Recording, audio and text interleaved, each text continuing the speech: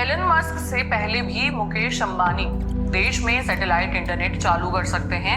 ये जानेंगे कि सैटेलाइट इंटरनेट सेवाएं देने के लिए किसने मंजूरी दी है, कौन कौन सी कंपनियां इस दौड़ में हैं, सैटेलाइट इंटरनेट क्या होता है और ये कैसे काम करता है और आपको इसका क्या फायदा होने वाला है।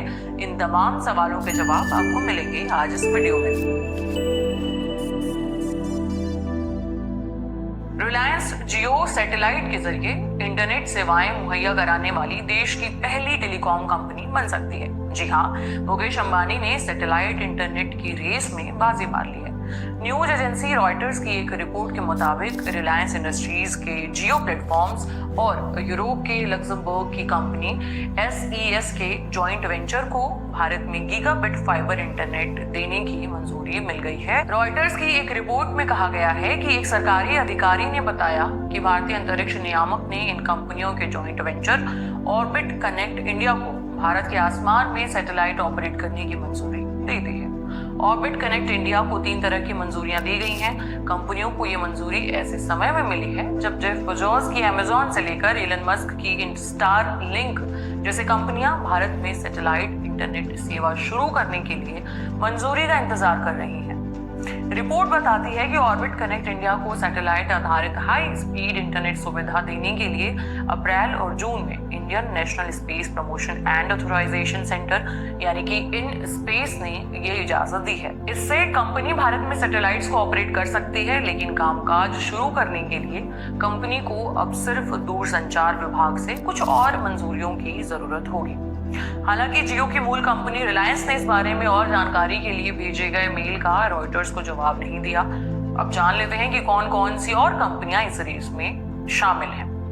इन स्पेस के चेयरमैन पवन गोयनका ने रॉयटर्स को बताया कि एक और कंपनी है इनमारसैट, उसे भी भारत में सैटेलाइट ऑपरेट करने की मंजूरी मिल गई है। 2 अन्य कंपनियों एलन मस्क की स्टारलिंक और अमेजॉन की कुइपर ने भी इसके लिए आवेदन किया है। यूटेलसैट की भारतीय एंटरप्राइजेस के निवेश वाली कंपनी वनवेब को पिछले साल के आखिर में सभी तरह की मंजूरियां दे दी गई थी।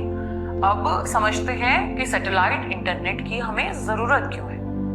दरअसल दुनिया भर में हाई स्पीड इंटरनेट के लिए ऑप्टिकल फाइबर का इस्तेमाल होता है। करीबन 30% देशों में 5G सर्विस है और 4G तो लगभग हर जगह है। बड़े शहरों में रहने पर आपको ऑप्टिकल फाइबर और 4G 5G सर्विस सभी जगह दिखाई पड़ती है, लेकिन हकीकत इससे थोड़ी सी जुदा है। बड़े शहरों से दूर जाते ही ऑप्टिकल फाइबर आपको कुछ खास नजर नहीं आएगा। टेलीकॉम टॉक के मुताबिक भारत में मई 2021 तक सिर्फ 1% घरों में ऑप्टिकल फाइबर कनेक्शन थे। दुनिया भर का आंकड़ा भी सिर्फ 30% के आसपास ही है। ऐसे में सैटेलाइट इंटरनेट के लिए मौकों के ढेर सारे दरवाजे खुल जाते हैं, क्योंकि वो तो किसी गुब्बारे से, किसी बहुत बड़े टावर से एक बड़े एरिया को इंटरनेट दे सकता है। अब ये सैटेलाइट इंटरनेट है क्या चीज, ये कैसे काम करती है? सैटेलाइट इंटरनेट कैसे काम करता है ये आपको समझाते हैं। अंतरिक्ष में चक्कर लगाने वाले वो उपकरण जो मौसम की जानकारी से लेकर के लाइव प्रसारण तक के काम आते हैं। वैसे इंसान के बनाए सैटेलाइट्स अलग नेचुरल सैटेलाइट भी होते हैं, जैसे कि चंद्रमा हमारी पृथ्वी का सैटेलाइट है।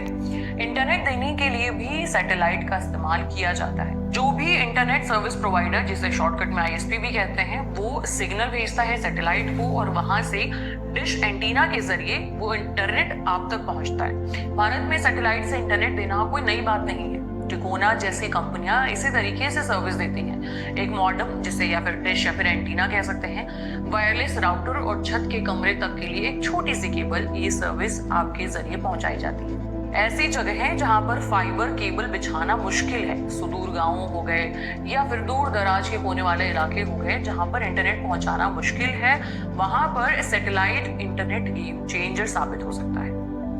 अब जानते हैं कि इसमें मुश्किलें क्या है। सैटेलाइट इंटरनेट की स्पीड पहले के मुकाबले अब काफी अच्छी हो गई है, लेकिन फाइबर से इसकी तुलना नहीं की जा सकती।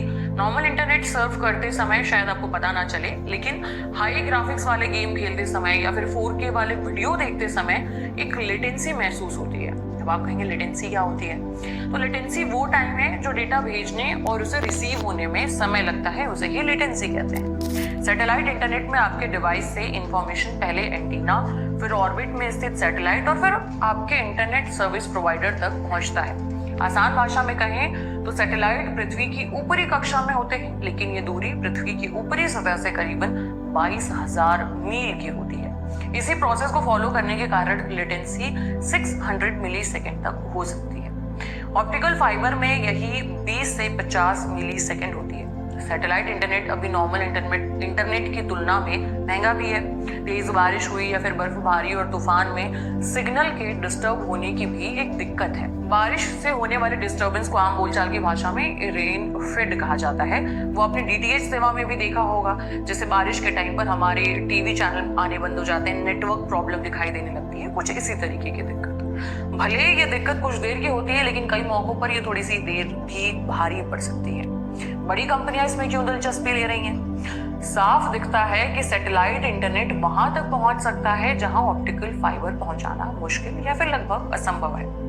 मशहूर कंसल्टेंसी फर्म डेलॉयट के अनुसार भारत का सैटेलाइट ब्रॉडबैंड सर्विस मार्केट अगले 5 सालों में सालाना 36% की दर से बढ़ने और 2030 तक करीबन 16,000 करोड़ रुपए तक पहुंचने की उम्मीद है। वैश्विक स्तर पर स्पेस बेस्ड इंटरनेट के जरिए ग्रामीण इलाकों को जोड़ने की दौड़ तेज हो रही है। अमेजॉन के कुइपर ने 10 अरब डॉलर भारतीय रुपए में कन्वर्ट करके बताऊं तो करीबन 83,500 करोड़ रुपए के निवेश करने की योजना बनाई है। इसकी घोषणा उसने साल 2019 में ही की थी। उसी साल स्पेस एक्स ने अपने पहले ऑपरेशनल स्टारलिंक सैटेलाइट को भी तैनात करना शुरू किया था।